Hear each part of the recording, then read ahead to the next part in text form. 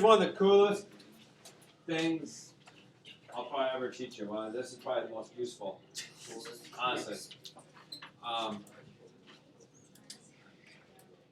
Some people say Heron's formula, Huron's formula, however you want to say it. I really don't give a rip what you say.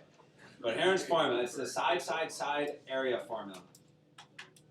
Now, remember in geometry, you can take any polygon and triangulate it, which means, even if you have some like you guys live on, cul-de-sacs, right? And you're trying to figure out the square footage of your yard or something, you guys can have some crazy yards like this. To triangulate, you just make triangles out of the yard until you've filled in the whole area. Yeah. But there's no formula out there that tells you, some crazy looking trapezoidal, but it's maybe not exactly trapezoid. And so, I don't know, it's good for walls and bedrooms and if you're calculating paints, whatever. But the idea behind triangulating it is, as long as I know the measurement of all three sides, that's all I need for area now. Some of you will never go back to finding area the other way. So the area is the square root s times the difference of s and one of the sides, s and the second side, and the difference of s and the third side. Where s, I call it a half perimeter. There's no such thing as a half perimeter or anything, but what you're doing is you're adding up the sides of the triangle and then cutting it in half. Now the most common mistake is people will type it in as s equals, a plus b plus c divided by 2. What's wrong with that? It's only dividing the c. So you have to make sure that you give parentheses around that. If you can do that, it's pretty good. So, to find the area of a triangle, 13, 15, 18. Before this, I would have to drop an altitude down, calculate the angle, to be able to get the heights and all that stuff in there. And so you have to get this angle, then go back and calculate the heights. And it can get a little crazy. So S is 13 plus 15 plus 18, all divided by 2. What do you get? 23.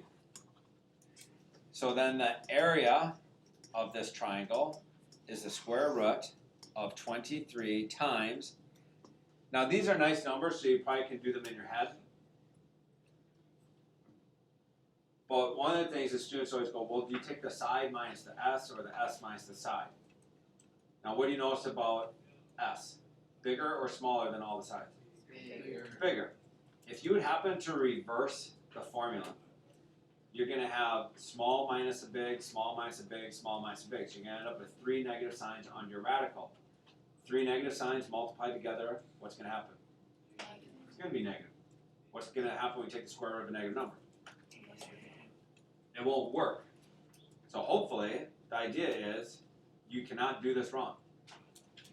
Once you've done, that, don't make that mistake of the parentheses. But once you do that, you can't really make mistakes. So 23 minus 13, 23 minus 15, and 23 minus 18.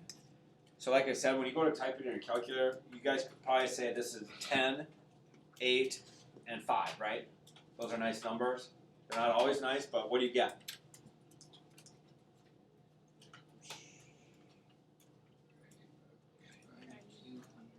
$90.91.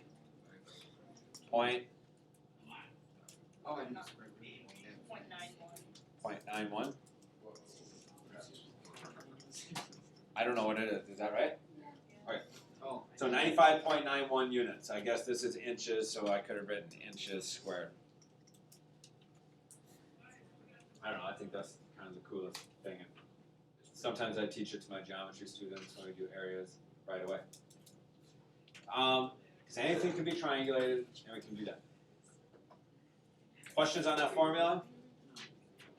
In the area formula, remember when you're taking the square root, you're putting s in the formula 4 times. It sits by itself, and and then you subtract it 3 more times. Do the next one quickly on your own.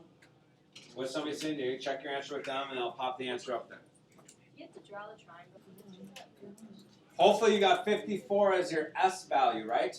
Yeah. I mean, obviously if you mess up finding S, nothing's going to work here. So be careful when you do this. Make sure this is how you write it down, but when you type it in your calculator, you're putting parentheses around it. And then you should have been getting 518.85 units squared.